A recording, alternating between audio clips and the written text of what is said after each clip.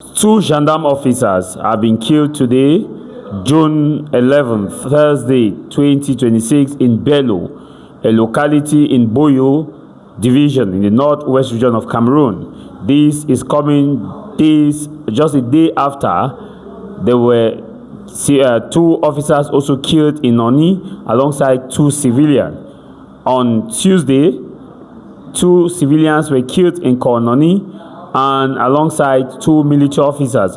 In fact, for Monday, there have been several killings from Monday right to Thursday in the northwest region of Cameroon. And I've been always telling you this, that the killings in the northwest, whether it is a gendarme officers that is killed, I feel bad to see that some people will be celebrating the death of another Cameroonian, because beyond that uniform is a family man, is a breadwinner, is a husband, is a brother, and is a son of a woman. Now, when we see how you celebrate these killings, it baffles me, because this war in the northwest and in the southwest region is a senseless war. It's a war that politicians and those who are fighting this war can sit and agree on how to end it, but unfortunately they have decided not to end it. And the people who are losing are the ordinary civilians and those who are either the soldiers or those who consider themselves the armed fighters, because no government official is beating about this war. No government official is hurt about this war.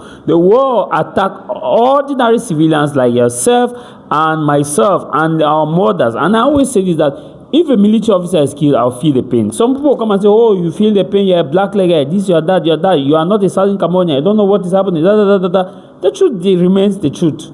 We must tell ourselves the truth. This war doesn't benefit us in any way.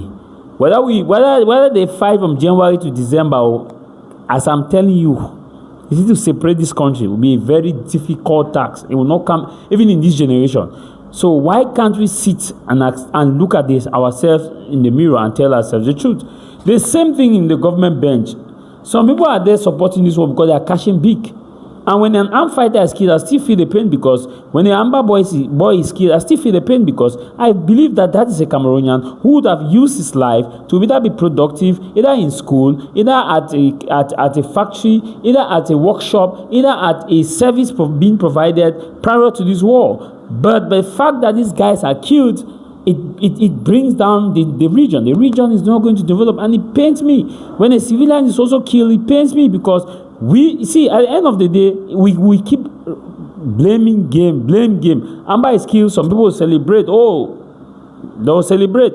We have successfully bring down them. Military is killed, some people celebrate. We keep blaming. This war is taking us nowhere. It's taking us nowhere. Why can't we see and tell ourselves the truth, that this conflict in the northern and southwest region is only going? Today you hear Amber boys have been killed, tomorrow you hear military have been killed, the next day you hear civilians have been killed, either by Amber Amber boys who have killed civilians, or you hear maybe there was a stray bullet from a military that killed civilians, and we blame, it's because of this. Amber boys say, we killed these people because they did not respect this. We keep blaming each other, and the people that have been killed, they have gone, they will never come back. And I want to ask this question: how did we get here? You see, the truth remains the truth. You may agree, you may disagree, you may insult me if you care, if you like, but our leaders of this country need to understand that the longer you keep this conflict without resolving it, the more painful and difficult it will be for you to restore peace in this region. And the more difficult it will be for the economy. Because look at the amount of money that the government, that we taxpayers are spending a day. Do you know how much it took us taxpayers to contribute money and give the government to train those gendarme officers that have been killed in Belo today? Training those gendarme officers are hard work of Cameroonians. I say heavy investment to have these two people killed by their fellow brothers. Doesn't this pain you?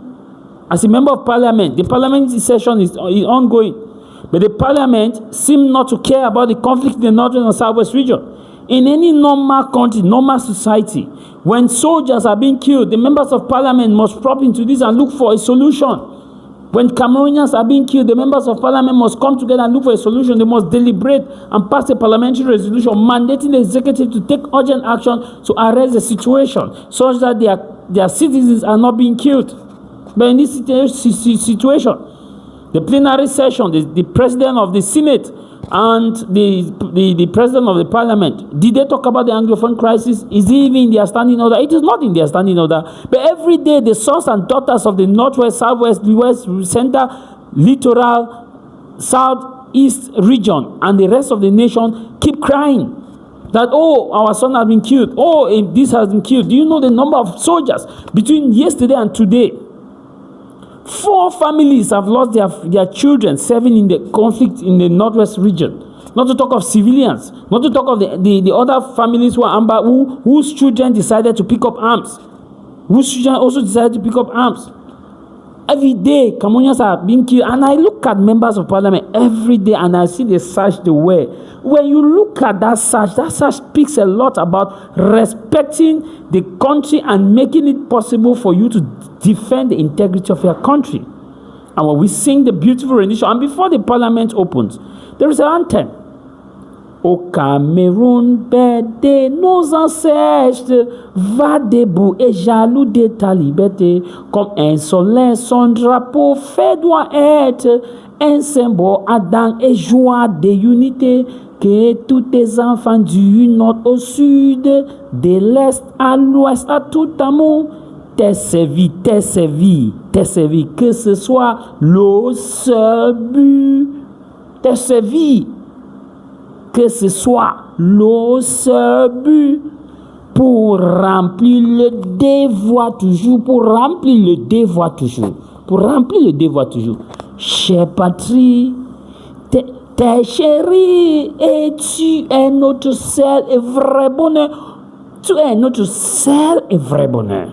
Notre joie, notre vie, à ton amour et le grand honneur. So sometimes when you people sing this anthem, what do you people read? Do you people just sing as a chorus or you? Because every anthem is a fabric of what their nation stands for.